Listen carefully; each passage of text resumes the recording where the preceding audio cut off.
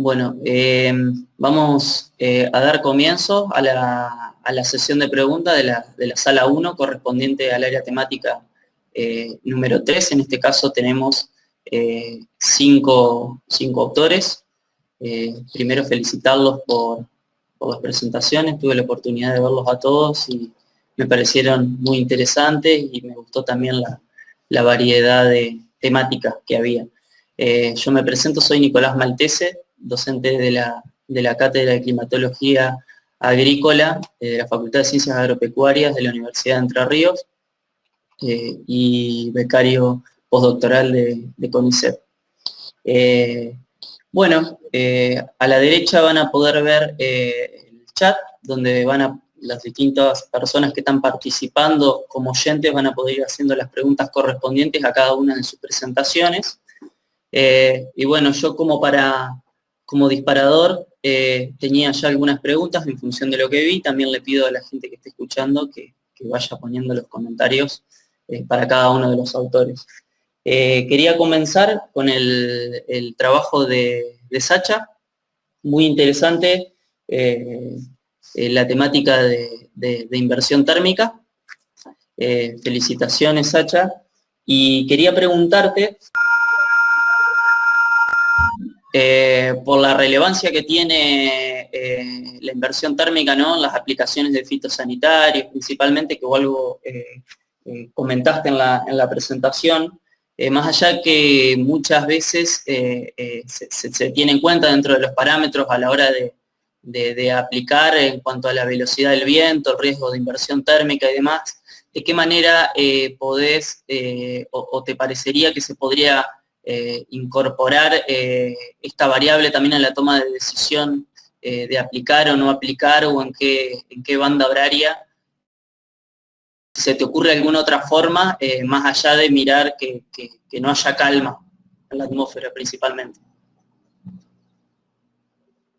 Bien, bueno, muchas gracias. ¿Se escucha ahí? Sí, perfecto. Bien, en cuanto a las aplicaciones de productos fitosanitarios, más allá de que haya inversión o no, hay rangos, por ejemplo, en cuanto a las velocidades del viento, que se pueden tener en cuenta. Por ejemplo, de viento calmo hasta 5 kilómetros por hora, corremos mayor riesgo de que haya inversión. Y generalmente cuando hay inversión y estamos haciendo una aplicación de algún fitosanitario, tenemos mayor riesgo de deriva. Porque en el momento de la inversión, la capa que hay inversión se empieza a desplazar hacia los costados. Entonces, si vamos a hacer una aplicación, es más que relevante tener en cuenta ese dato de velocidad del viento junto con otras variables para realizar la aplicación. Después se habla ya de velocidades de viento de 5 hasta 10 como muy buenas para realizarla, y de 10 para arriba ya empieza a ser regular o muy mala. Así que bueno, eso es uno de los factores que yo tendría en cuenta relacionando el fenómeno con la aplicación de productos más allá del horario. Si bien la inversión se da entre las 19 horas y las 7 de la mañana, hay muchos casos en los meses que fuimos analizando y demás, que la inversión finaliza a las 10 de la mañana. Entonces hay que tener en cuenta la caracterización del fenómeno para aplicar y de no causar problemas en lotes vecinos, obviamente. Buenísimo, muchas gracias, Sacha. Gracias a vos por la pregunta. No, por favor. Bueno, seguimos con las preguntas. Adán, tenía una pregunta respecto a tu presentación, en donde se evaluó una estación móvil de balance de energía para monitoreo integral de cultivo, en este caso cebada cervecera. Te quería preguntar, bueno, en una parte de la presentación mencionaste la medición de algunas variables de cultivo, como índice de área foliar, si no me equivoco, y algo de raíces. Quería saber si lo habían medido, porque después en la presentación no vi información de eso, o si por una cuestión de tiempo no lo incorporaron. Ay, justo se te cortó, Nicolás. ya que la estación estuvo colocada específicamente en un cultivo? Creo que entendí igual la pregunta. ¿Te repito? Bueno, sí, en el trabajo se mencionó porque no era una medición importante para comparar o validar los datos de la estación, ¿no? Sino eso se complementó para calcular la evapotranspiración y también calcular rendimiento y huella hídrica, ¿no? Son productos que todavía no estamos trabajando. Pero bueno, quería mencionar, ¿no?, que también se hizo un seguimiento, aparte de los valores climáticos, se hizo un seguimiento del cultivo, digamos, para complementar. Perfecto. Sí, sí, mi pregunta apuntaba específicamente a cómo tenían, por ejemplo, Claro. humedad y temperatura a medida de distintas profundidades y demás, si habían visto el efecto de algunas de estas variables sobre las raíces. Sí, o el pudimos índice de observar, área foliar del cultivo. estamos en un trabajo, una de mis compañeras está trabajando en eso, que es la que más se dedica a la parte fisiológica, pero sí, cuando se presentaba un estrés hídrico, ¿no?, la cobertura también presentaba inconvenientes, ¿no?, iba a la par de la humedad, digamos. Pero sí, estamos trabajando en eso y estamos haciendo otras campañas para corroborar los datos que hemos obtenido. Gracias a vos, Nicole. Buenísimo, muchas gracias, Adán. Bueno, Antonio de la Casa pregunta cómo se podría hacer un mejor uso de las imágenes térmicas de FLIR. Esa pregunta, si no me equivoco, va para Gustavo. Bueno, una de las cuestiones que tiene la imagen térmica FLIR es que viene acompañada también con una imagen de visible RGB.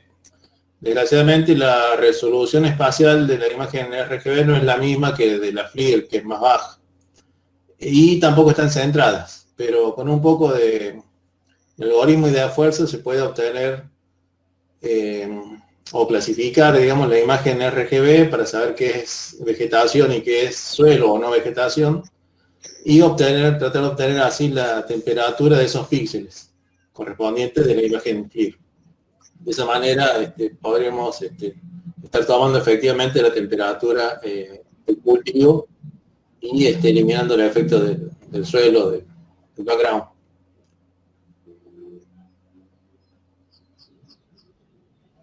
Muchas gracias, Gustavo. Armando Brizuela, una pregunta para Sacha. Dice, Armando pregunta si los distintos casos de inversión estudiados se presentaron con condiciones atmosféricas similares en cuanto a viento, humedad relativa, nubosidad. Sí, la idea sería, no sé, o sea, no lo discriminamos en principio, pero la idea sería hacerlo por categorías de acá en adelante, porque son los primer año de datos que tenemos, y la idea para que sea una caracterización climática del fenómeno sería replicarlo en los próximos, no solo por estación, sino también dividirlo de manera mensual.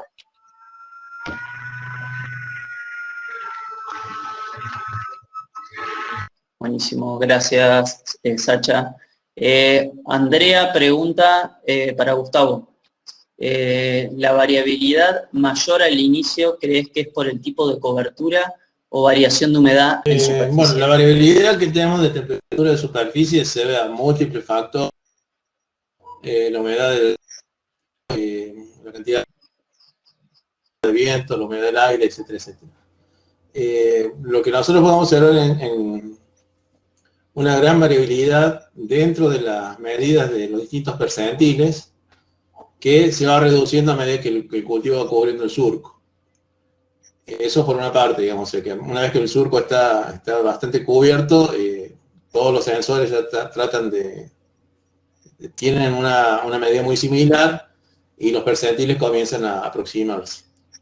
Y por otra parte, bueno, la gran variabilidad que se observa, sí, en parte es debido a la humedad de superficie. Nosotros lo que haremos es tratar de eliminar toda la otra influencia para de esa manera tener un indicador del estado hídrico del cultivo.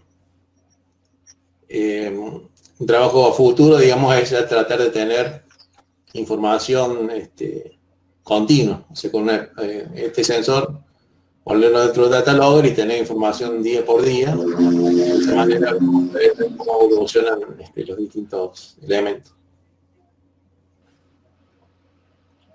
Buenísimo. Y también pregunta Gustavo, Andrea, ¿cuál es la relación de costo entre estos dos sensores? Sí, hay mucha diferencia, sobre todo porque al segundo sensor, que es Melexis, lo armamos nosotros, básicamente. Entonces compramos las piezas y lo armamos y lo programamos. De modo tal que podemos elegir el intervalo de tiempo que queremos. La parte que administra la comunicación es un Arduino que vale alrededor de 1.000 pesos.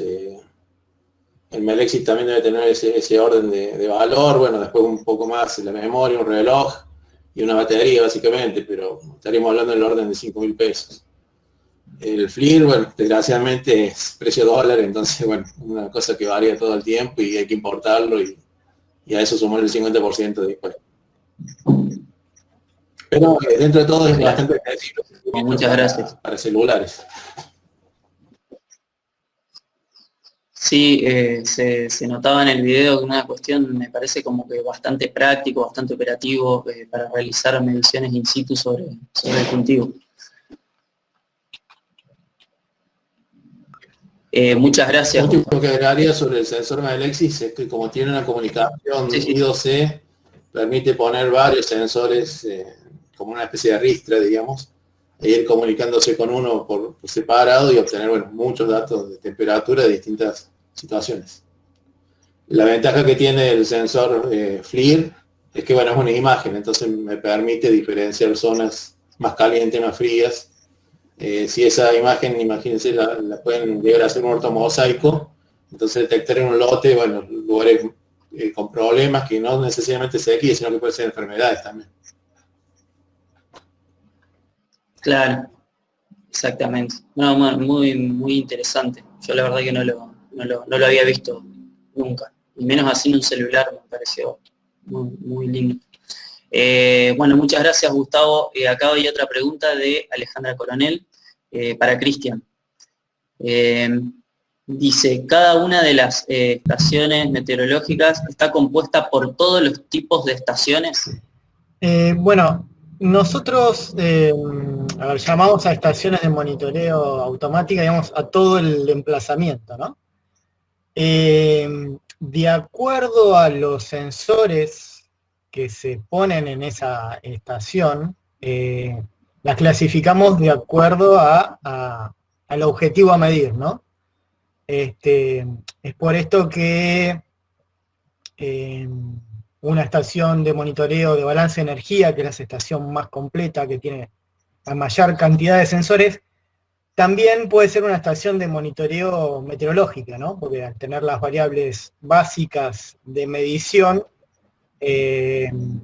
estaría compuesta esa estación de monitoreo por una estación de monitoreo meteorológica, una de balance de energía, y si a su vez se está midiendo el nivel freático, también la llamaríamos estación de monitoreo freatimétrica. Entonces, de acuerdo a la cantidad de sensores que tiene y qué es lo que están midiendo, es la clasificación, ¿no? Pero es caracterizarla y ponerle un nombre, simplemente. Muchas gracias, Cristian. Bueno, yo tenía una pregunta para Sandra respecto a su trabajo. Te quería preguntar, Sandra, si en algún momento, además de medir la cota de los arroyos de la cuenca que mencionaste, han tomado muestras para calidad de agua, por ejemplo, y la segunda pregunta estaba relacionada a si han asociado o hecho algún tipo de relación o asociación entre esa cota que se observa y el uso de la tierra a lo largo de la cuenca. Sí, bueno, gracias, Nicolás. Más que nada, como el grupo predominan ingenieros civiles, un poco nos interesa saber el volumen de agua que llega, por ejemplo, al dique Paso de las Piedras, que suministra agua potable a la ciudad de Bahía Blanca y zona de influencia. Entonces, ese es un dato que importa, poder medir el tirante de agua sobre la sonda piezoresistiva y después tratar de asociarle un caudal, ¿no? Pero también en el grupo de trabajo, en este trabajo precisamente, hay agrónomos y también hay una licenciada en química, una doctora en química. Entonces, también cuando podemos hay el laboratorio de hidráulica tiene un ORIVA, una sonda multiparamétrica, entonces toma pH, oxígeno disuelto, turbidez, y siempre vamos, cuando hacemos la campaña, salimos como a las 6 de la mañana y recorremos los puntos de esas dos cuencas, que es el arroyo Naposta Grande y el Sauce Grande, y entonces vamos tirando el ORIVA en distintos lugares, en distintos puntos del mismo río, hacia aguas arriba, un poco, por lo menos para ver cómo se va contaminando, ¿no? A medida que se va acercando a la ciudad o va pasando pequeñas poblaciones, y también el uso agropecuario. Y la licenciada en química también tomamos muestreos de algunos por ahí, ¿cómo es? Elementos. Y eso todavía está en proceso, sí, pero aprovechamos ya que hay que gastar dinero para el combustible y la comida, tratamos de que sea lo más fructífero posible. Y no sé si había otra pregunta. Para calidad, en cuanto a erosión hídrica o sedimentos, hemos estado haciendo en el Sauce Grande, tratando de medir transporte de sedimentos, armando un muestreador. Y creo que por ahí otro grupo dentro de la universidad o dentro del departamento de ingeniería que tenemos nosotros, sobre todo en la Postá Grande, el arroyo Naposta Grande, tiene mucho transporte de sedimentos cuando hay precipitaciones, ¿no? Hay precipitaciones grandes. Y creo que ellos están tratando de comenzar, digamos, a medir eso. Buenísimo, Sandra. Muchas gracias por la respuesta. Tengo otra pregunta más, en este caso para Dan. Armando Brizuela pregunta si para el sensor nuevo, el SOIL BUE10, se hicieron comparaciones con mediciones gravimétricas. Hola Armando. Sí, mirá, no se midió continuamente la humedad del suelo de forma gravimétrica, sino se midió en un principio del seguimiento del cultivo.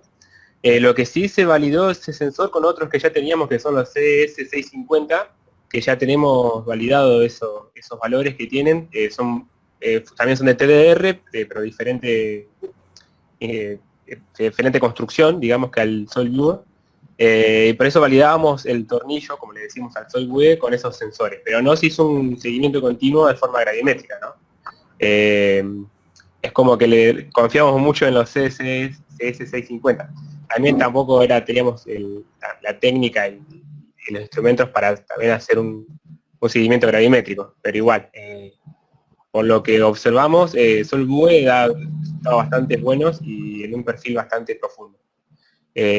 Una cosa quiero agregar que no dije en la presentación, que además de estas mediciones, también se tomaron firmas espectrales del cultivo, que con eso también poco, digamos, siguiendo las correlaciones que había con la humedad del suelo y el cultivo. Algo que me quedó sin responderte hoy a vos, Nicolás. Muchas gracias, Adán.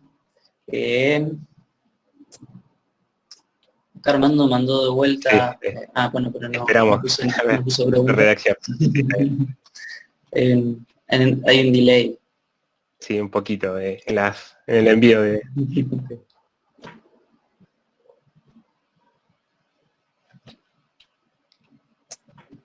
De todas maneras, ya estamos en horario, pero bueno, esperamos un segundito más si surge alguna más. Precisión y resolución. Ahí contestó de vuelta. Sí, supongo que debe ser ¿la pudiste mirar? Pregunta si... Sí.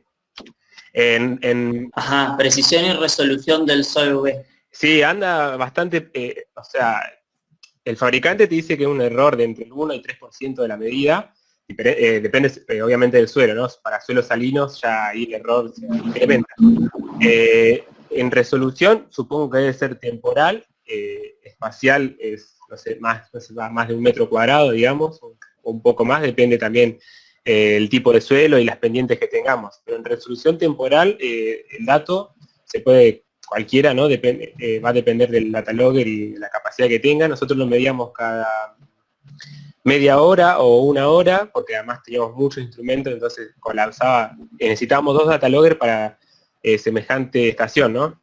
Pero sí, en resolución espacial es muy buena, en precisión anda de manera correcta, entre el 1% para nuestro caso, para valores en metro cúbico creo que andaba entre el 0,5 o 0,1, no me acuerdo muy bien en este momento, pero dentro de todas las ofertas que hay hoy en día en esa tecnología de TDR, yo considero que es lo mejor. Más que nada la instalación, y ya que vengan 5 sensores TDR integrados en un solo instrumento, con una salida de cable sola, ahorra en espacio de un data logger, en la construcción porque no se destruye tanto el suelo, y bueno, en la precisión también del resultado, ¿no? Al tener tecnología TDR. Espero que haya podido haber respondido a tu respuesta, Armando. Yo lo conozco y creo que sí. Ahí hay otra pregunta de Armando para Cristian. Dice, ¿cuándo inicia el funcionamiento de la red? ¿Quiénes realizan el mantenimiento? ¿Cuál sería? ¿Cómo se podrá sostener en el tiempo? Perfecto. Gracias, Armando, por la pregunta. Voy a ir respondiendo de a poco. La red ya está funcionando. La red cuenta con 31 estaciones de monitoreo. Se está poniendo en funcionamiento por secciones. Todos los sensores ya están instalados, las obras civiles ya están todas instaladas. Actualmente están transmitiendo alrededor de 9 estaciones, vamos, intermitentes, porque de acuerdo a las pruebas y cuestiones con la comunicación, se van bajando o incorporando. ¿Quiénes realizan el mantenimiento? Bueno, en este momento lo realizamos nosotros, el mantenimiento. La idea es que una vez que la red esté en su total funcionamiento, pase a manos de la Autoridad del Agua, que es una de las 3 patas del consorcio asociativo público-privado, y que justamente ellos son los indicados para hacer uso de la información. Con respecto a una cuestión, digamos, por experiencia nuestra, el tiene una red de alerta de inundaciones en la cuenca del Arroyo Azul funcionando desde el año 2007, ahora si mal no recuerdo. A partir de esa experiencia, bueno, es como que nos animamos a extender la red de monitoreo, con un desarrollo nacional por parte del Data Logger, que hizo una de las patas del proyecto. Respecto al mantenimiento, bueno, lo que quería dejar como experiencia nuestra es que el mayor costo se da en el mantenimiento y no tanto en la instalación de la red. Nosotros a priori le calculamos que un 20% del costo total de la red se va en el mantenimiento. Y esto es clave a la hora del funcionamiento de la red, ¿no? Y un poco está ahí asociada a la siguiente pregunta de cuál sería la vida útil. Nosotros elegimos sensores de muy bajo mantenimiento y de buena calidad. Un ejemplo es el anemómetro típico de cazoleta y veleta que tiene rodamientos. Bueno, nosotros intentamos poner uno con tecnología sónica, y así con la mayoría de los sensores, ¿no? También usamos un pluviómetro, que es de boca muy grande, de 40 centímetros tiene. Eso hace también que el mantenimiento sea lo mínimo necesario. ¿Cómo sostenerlo en el tiempo? Bueno, creo que un poco lo respondí con la clave de hacer un consorcio público-privado, ¿no? Desde el Instituto de Hidrología usamos nuestra experiencia en hidrología y ya tener una red de monitoreo funcionando. Y creo que la clave está ahí, ¿no? En que la autoridad del agua, que es el ente principal de la provincia de Buenos Aires, es el que haga la continuidad y sostenibilidad en el tiempo. Así que bueno, esa es sería la respuesta para Armando. Muchas gracias, Cristian. De nada. Muy interesante. Bueno, estamos en horario, pero bueno, quería también dejar abierto al tiempo, si alguno de ustedes quiere hacer algún comentario más o preguntarle a alguno de los otros autores alguna consulta que le haya quedado, si no vamos finalizando. Muchas gracias a todos los disertantes, muy buena calidad de las presentaciones y también las respuestas a las distintas preguntas, así que bueno, que sigan disfrutando de la reunión. Chau, chau. Gracias. Muchas gracias. Saludos a todos. Hasta luego.